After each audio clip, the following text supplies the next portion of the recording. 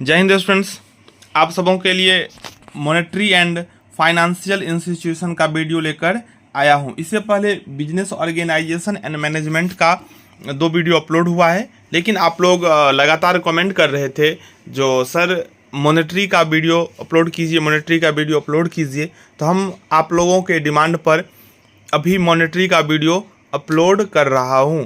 अगर आप लोगों को जहां भी जिस सब्जेक्ट में जिस टॉपिक में प्रॉब्लम होता है तो आप हमसे शेयर कीजिए। आप हमसे शेयर करेंगे, हम उस टॉपिक पर आपको वीडियो प्रोवाइड करवा देंगे। ठीक है, जब हम वीडियो अपलोड करना प्रारंभ कर दिए हैं तो आप लोगों को लगातार जब तक एग्ज़ाम होगा, एग्ज़ाम के बाद नेक्स्ट सेमेस्टर का, लेकिन आप लोगों को हम वीडियो देते रहेंगे, आप लोग पढ़ते रहिएगा। अगर आप लोगों का साथ रहा, अगर आप लोगों की संख्या अच्छी खासी हो जाती है और आप लोग लाइव के लिए रेडी हैं तो हम लाइव भी आके आप लोगों को समझाएंगे। लेकिन उसके लिए थोड़ा आप लोगों को मेहनत करेगा, अधिक से अधिक स्टूडेंट्स को जोड़ेंगे, क्योंकि लाइव में 2-4 स्टूडेंट्स से अच्छा लगता नहीं है। कम से कम 25-50 स्टूडेंट्स हो जाएंगे तब हम लाइव भी प्रारंभ कर देंगे। तो चलिए देखते हैं इम्पोर्टेंट क्वेश्चंस।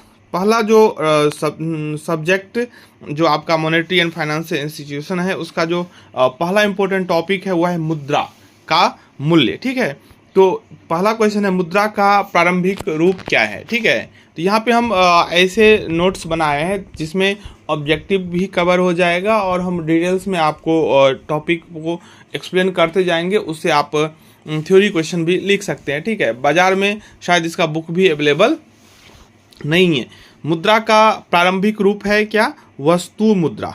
मुद्रा का जो प्रारंभिक रूप है, मुद्रा अभी हम लोग जो यूज़ कर रहे हैं रुपया, उसका जो शुरुआत हुआ था वो वस्तु मुद्रा के रूप में। ठीक है, आगे है मुद्रा भावी भुगतानों का आधार है।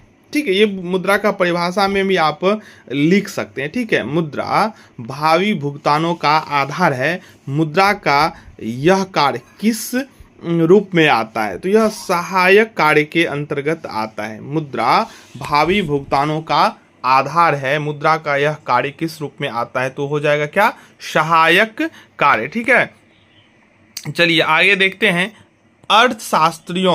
अर्थशास्त्रियों के दृष्टिकोण से मुद्रा की परिभाषाओं को कितने भागों में बांटा गया? अर्थशास्त्री अपने हिसाब से मुद्रा की जो परिभाषा है उसको कितने भागों में बांटा गया है? देखो 3। ठीक है, अर्थशास्त्री दृष्टिकोण से ये अर्थशास्त्री कौन थे? Professor Kinley. प्रोफेसर किनले अगर ऐसे पूछ देगा जो प्रोफेसर किनले के आधार पर दृष्टिकोण से मुद्रा की परिभाषा को कितने भागों में बांटा गया है, तो 3। और वही केन्स के अकॉर्डिंग पूछेगा तो हो जाएगा 4। ठीक है, अगला है मुद्रा का प्राथमिक कार्य है। तो मुद्रा का जो प्राथमिक कार्य है वह है विनिमय का माध्यम। देखिए विनिमय का मतलब क्या होता है, हम लोग समझते हैं। बिजनेस ऑर्गेनाइजेशन में हम समझाए थे विनिमय का मतलब होता है लेन देन, आदान प्रदान। ठीक है, तो मुद्रा का जो मुख्य रूप है, मुख्य कार्य है, वो यही है लेन देन, आदान प्रदान। जैसे हम किसी दुकानदार के पास जाते हैं, उसको बोलते हैं 1 केजी चीनी दीजिए, तो वो 1 केजी चीनी देता है, तो उसके बदले में हम क्या करते हैं? 40 रुपया 50 रुपया उसको हम देते हैं। तो ये आदान प्रदान विनिमय का माध्यम है। और दूसरा जो इसका कार्य है वह है मूल्य का मापन। मूल्य का मापन का अर्थात होता है किसी वस्तु का क्या वैल्यू है। ठीक है, सब वस्तु का कुछ ना कुछ दाम होता है। ठीक है, वही उसका मूल्य मापन हुआ। पहले का जो था वो था वस्तु विनिमय प्रणाली। पहले मुद्रा से पहले था वस्तु विनिमय प्रणाली। वस्तु विनिमय प्रणाली में बहुत सारी कठिनाइयाँ थी। ठीक है, जिसमें से एक मूल्य मापन भी था। जैसे कि किसी के पास गेहूं है और किसी के पास चावल है, अब एक्सचेंज करना है, तो गेहूं देगा चावल लेगा। ठीक है, तो यहाँ पे मूल्य मापने का बहुत दिक्कत और झंझट था। जो कितना गेहूं दे कितना चावल दे ये नहीं क्लियर हो पाता था। लेकिन अभी के टाइम में गेहूं का भी दाम फिक्स है और चावल का भी दाम फिक्स है। अभी भी एक्सचेंज अगर हम करेंगे ना, तो कितना गेहूं पर कितना चावल है, कितना चावल पर कितना गेहूं, ये क्लियर हो जाता है। ठीक है ना, तो मुद्रा का जो प्राथमिक वर्क है वो हो गया विनिमय का माध्यम और मूल्य का मापन। ठीक है, वस्तु विनिमय प्रणाली का दोष था जो ये एक तो हो गया मूल्य का मापन, दूसरा उन दोहरे संयोग की आवश्यकता होती थी। दोहरे संयोग का अर्थ हुआ जो मेरे पास गेहूं है और आपके पास चावल है, तो चावल जिसके पास है उनको गेहूं चाहिए, ठीक है। तो आप मेरे पास आइएगा, जो गेहूं आपके पास है हमको दे दीजिए, लेकिन हमको ज़रूरत है तेल का, ठीक है ना। हमको क्या ज़रूरत है? तेल का। तो जो चावल लेकर मेरे पास आया गेहूं लेने के लिए, हम उसको दे नहीं सकते, क्योंकि हमको क्या चाहिए? तेल, ठीक है। अगर हमको चावल चाहिए होता तब तो एक्सचेंज हो सकता था, वो चावल दे देता, हम गेहूं दे देते, लेकिन उसको चाहिए गेहूं, तो उसका जो नीड है, उनका जो ज़रूरत है वो तो हमसे पूरा हो जाएगा, लेकिन हम उनसे एक्सचेंज करेंगे तो हमको तेल तो दे नहीं पाएगा, क्योंकि उनके पास चावल है। तो ऐसा संयोग भी नहीं मिल पाता था। तो ऐसे में वस्तु का जो विनिमय होता था, आदान प्रदान होता था, उसमें बहुत सारे कठिनाई होता था। ये वस्तु विनिमय प्रणाली का दोष है, ठीक है। लेकिन जब मुद्रा विनिमय प्रणाली आ गया तो मेरे पास गेहूं है, उसका मूल्य है, हम किसी को गेहूं देंगे, उसके बदले उसका मूल्य ले लेंगे, वही मूल्य लेकर हम कहीं जाके तेल खरीद सकते हैं, ठीक है। देखिए आगे है, यदि मुद्रा हमारी अर्थव्यवस्था का हृदय नहीं तो रक्त प्रवाह अवश्य है। यह कथन किनका है? यह कथन है ट्रेस्कोट का। ट्रेस्कोट ने कहा है जो मुद्रा को अगर हम अर्थव्यवस्था का हृदय नहीं कहेंगे, मतलब अगर आपको नहीं कहना हो हृदय तो नहीं कहिए, लेकिन रक्त प्रवाह जरूर कहेंगे। अब हम लोग जानते हैं अगर रक्त प्रवाह शरीर में नहीं होगा तो आदमी मर जाएगा। ठंड में आदमी मरता है, उसका मुख्य वजह क्या होता है?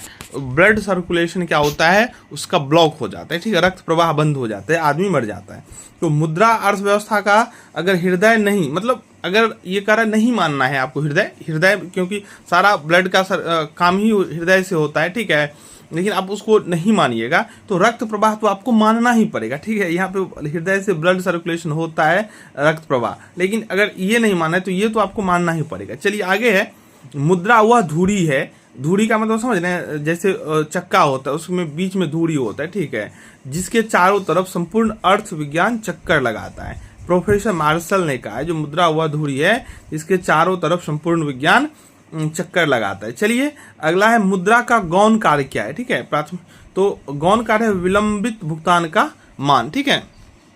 और इससे एक बात है, जो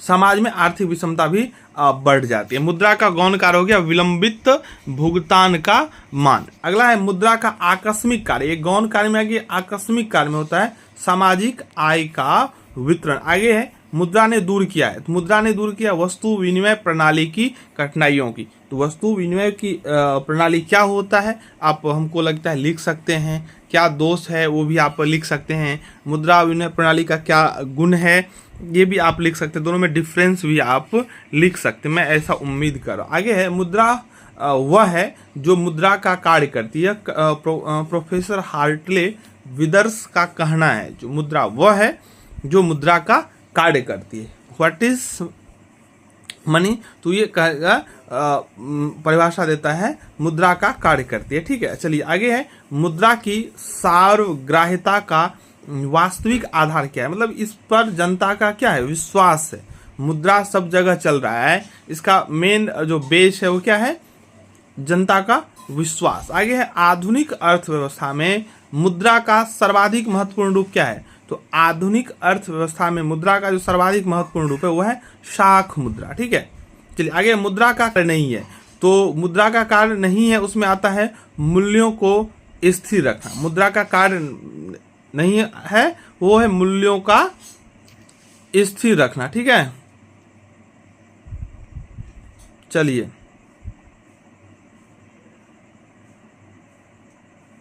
आगे है, मुद्रा का सहायक कार्य है, तो मुद्रा का जो सहायक कार्य है वो है मुद्रा मूल्य का हस्तांतरण या मूल्य का संचय या साख का आधार, ठीक है। आगे है, मुद्रा एक अच्छा सेवक है, मुद्रा को अच्छा सेवक कहा है, लेकिन स्वामी के रूप में इसको बुरा माना जाता है। यह कथन है रॉबर्टसन का, ठीक है। रॉबर्टसन ने कहा है जो मुद्रा एक अच्छा सेवक है लेकिन एक बुरा स्वामी है, ये रॉबर्टसन का स्टेटमेंट, ठीक है। मुद्रा का सबसे पुराना रूप, तो वस्तु मुद्रा मुद्रा का सबसे पुराना रूप है।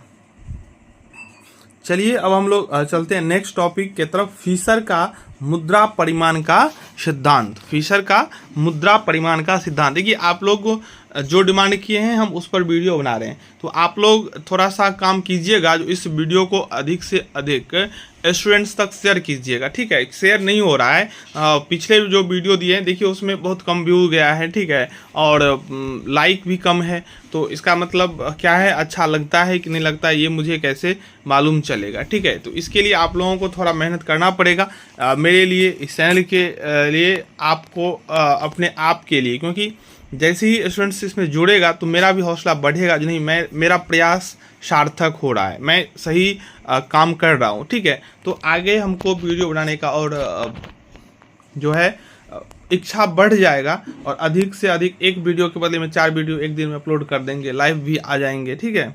चलिए, मुद्रा के परिमाण सिद्धांत का विनिमय समीकरण किसने दिया? क्वेश्चन है, मुद्रा के परिमाण सिद्धांत का विनिमय समीकरण किसने दिया? ये फिशर का स्टेटमेंट आगे है। फिशर का समीकरण क्या है? MV is equal to PT, ये फिशर का समीकरण है। आगे है, जब मुद्रा की पूर्ति में वृद्धि होती है तो वस्तुओं के मूल्य में क्या हो जाता है? बढ़ जाता है।